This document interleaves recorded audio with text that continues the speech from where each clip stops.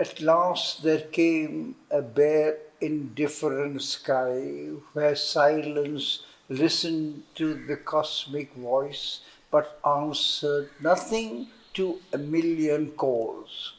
The soul's endless question met with no response.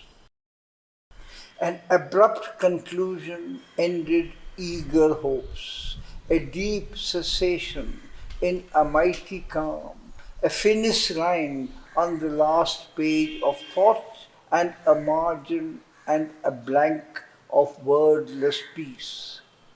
There paused the climbing hierarchy of worlds. He stood on a wide arc of summit space, alone with an enormous self of mind which held all life in a corner of its vasts. Omnipotent, immobile, and aloof, in the world which sprang from it, it took no part. It gave no heed to the paeans of victory. It was indifferent to its own defeats. It heard the cry of grief and made no sign. Impartial fell its gaze on evil and good. It saw destruction come and did not move.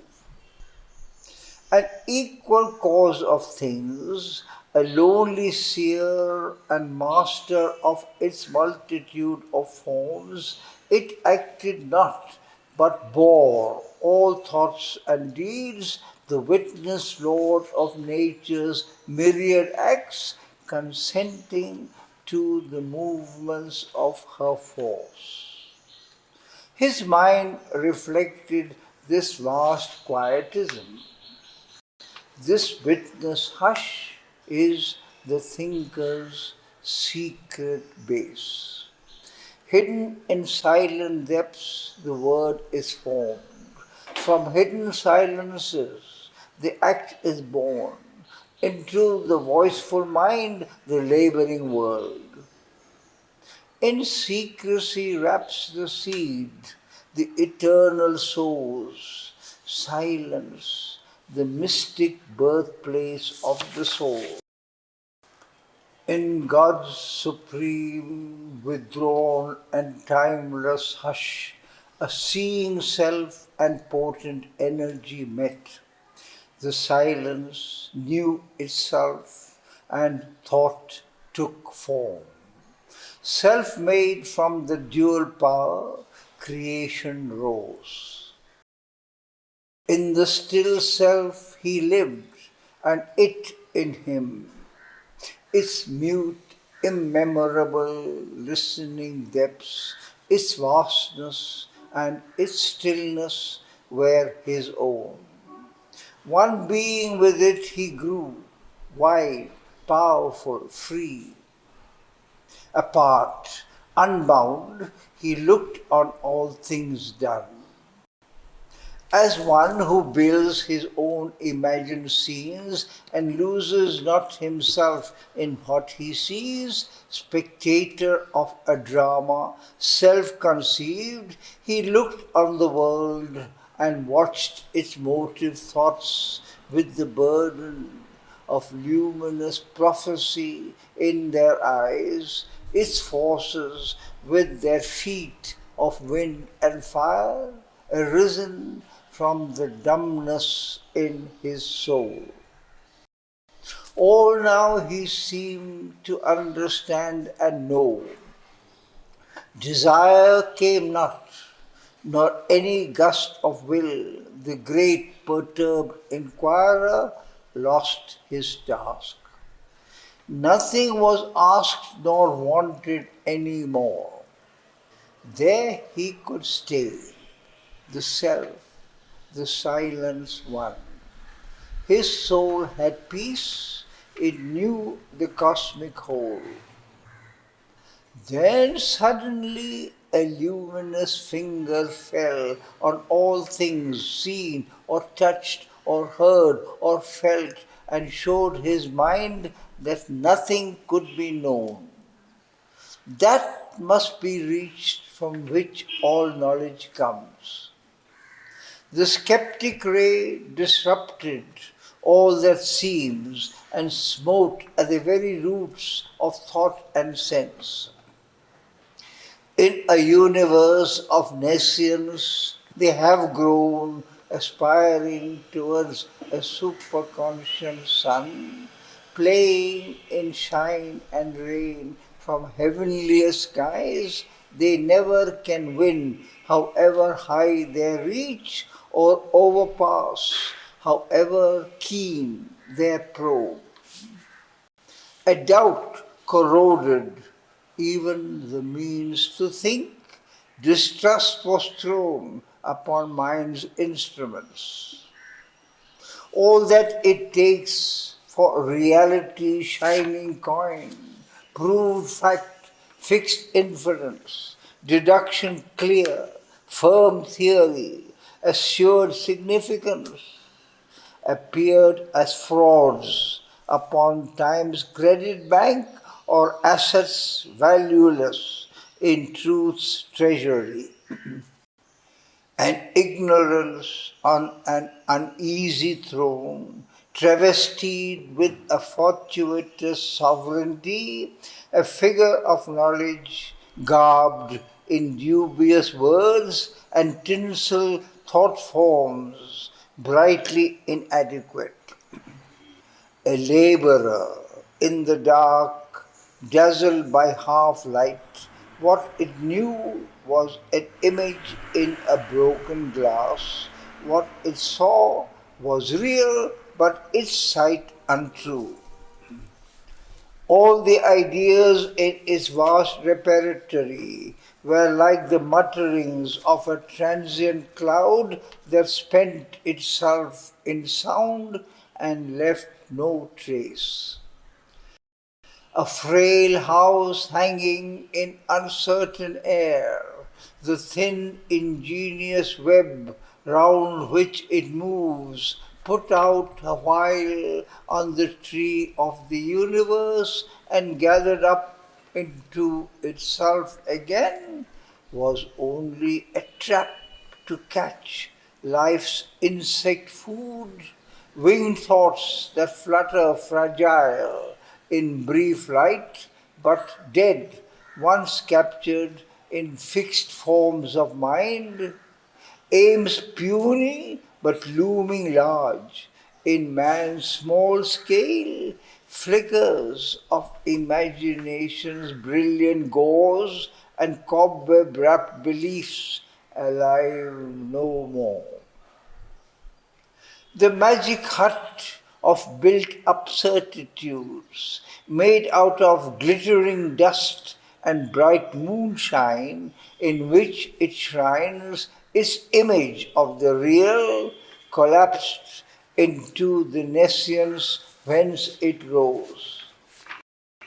Only a gleam was there of symbol facts that shroud the mystery lurking in their glow, and falsehoods based on hidden realities by which they live until they fall from time.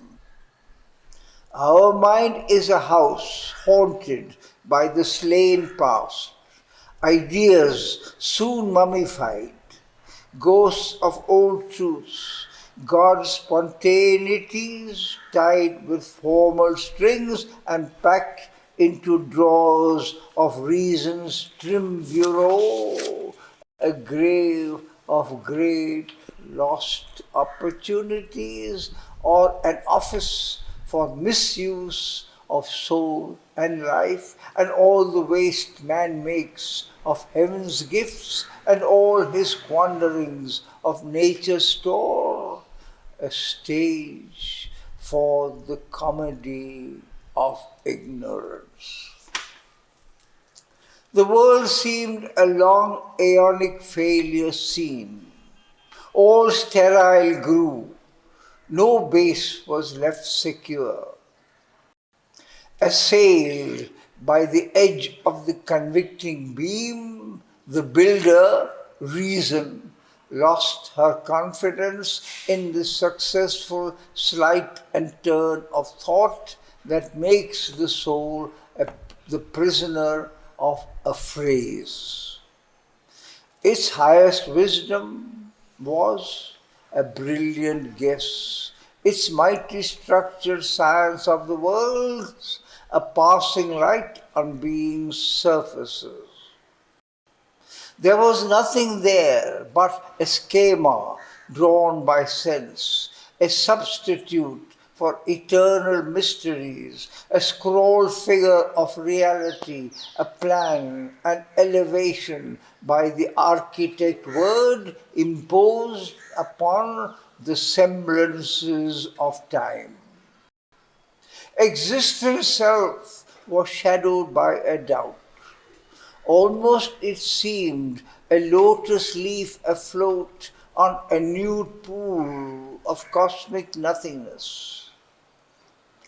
This great spectator and creator mind was only some half-seeing's delegate, a veil that hung between the soul and light, an idol, not the living body of God. Even the still spirit that looks upon its works was some pale front of the unknowable. A shadow seemed the wide and witness self, its liberation and immobile calm, a void recoil of being from time-made things, not the self-vision of eternity. Deep peace was there, but not the nameless force.